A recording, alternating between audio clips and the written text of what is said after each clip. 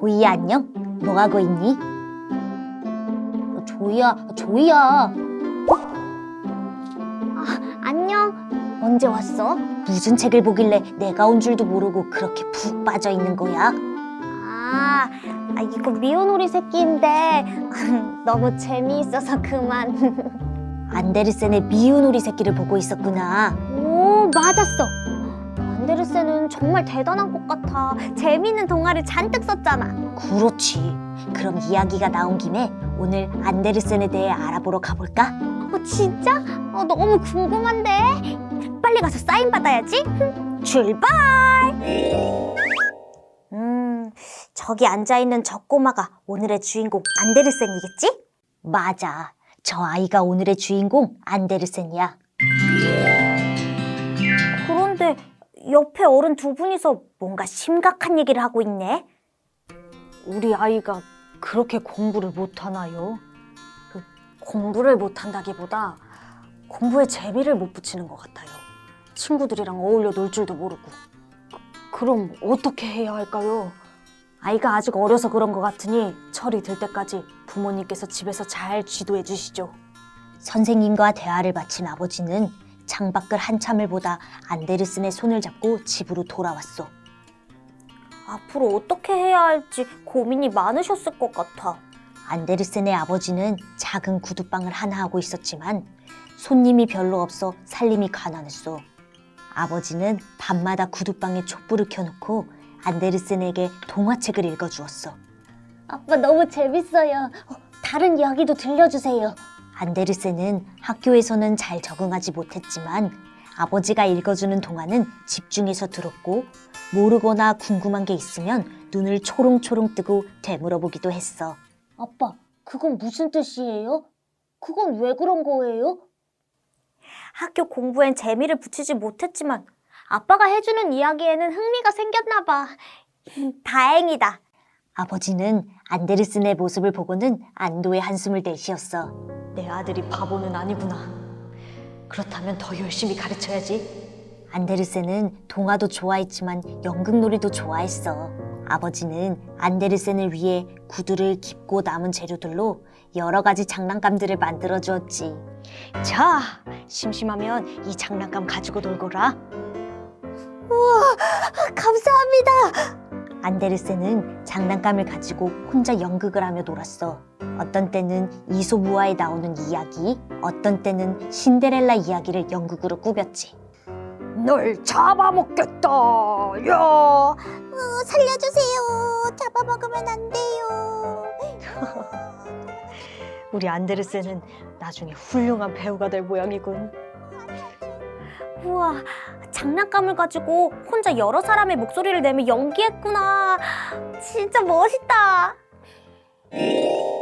어느 날 아버지는 엄마와 안데르센을 불렀어. 아무리 생각해도 구두 깁는 일만 해서는 먹고 살 수가 없을 것 같소. 그래서 내가 군대에 가기로 했어. 안 돼요. 지금 나라는 전쟁 중이고 싸움터에 나갔다가 죽거나 다치면 어떡해요. 염려 마시오. 내 꼭 돌아오겠소.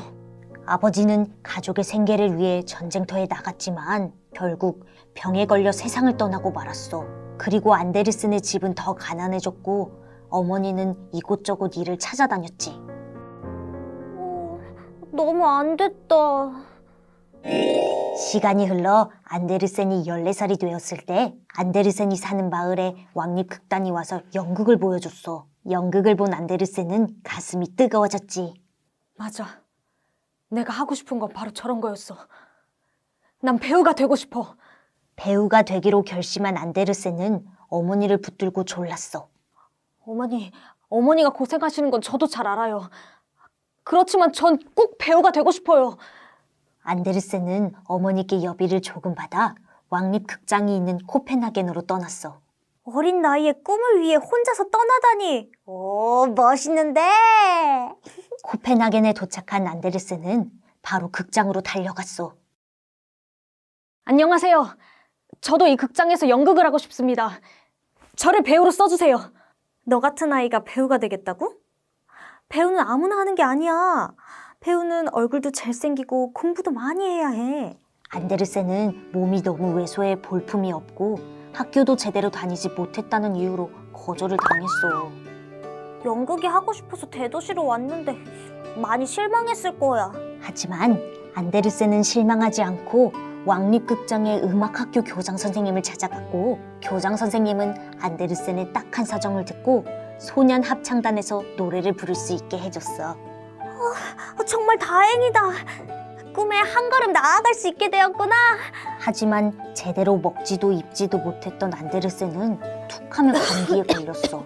또 나이가 들수록 어른 목소리가 나와 소년 합창단에는 어울리지 않았고 결국 합창단을 떠나게 되었지. 어떡해.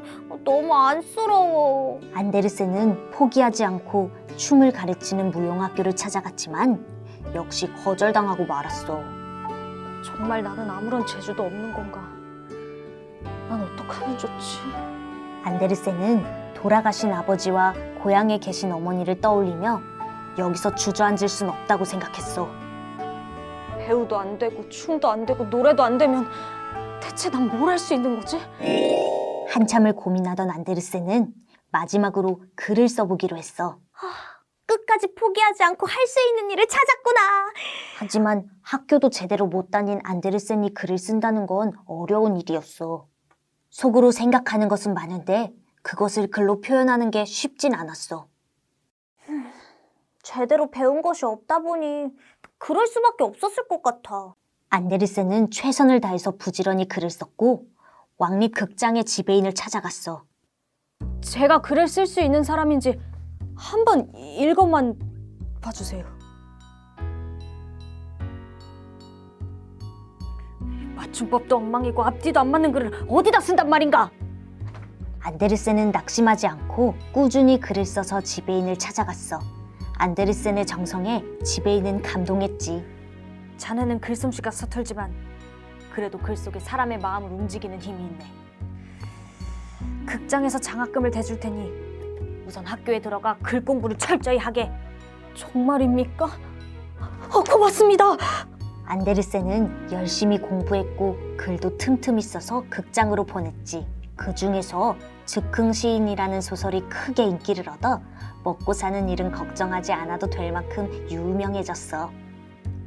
포기하지 않고 열심히 하니까 결국 성공하는구나. 안데르센은 나이가 들면서 마차를 타고 여러 나라를 여행했어.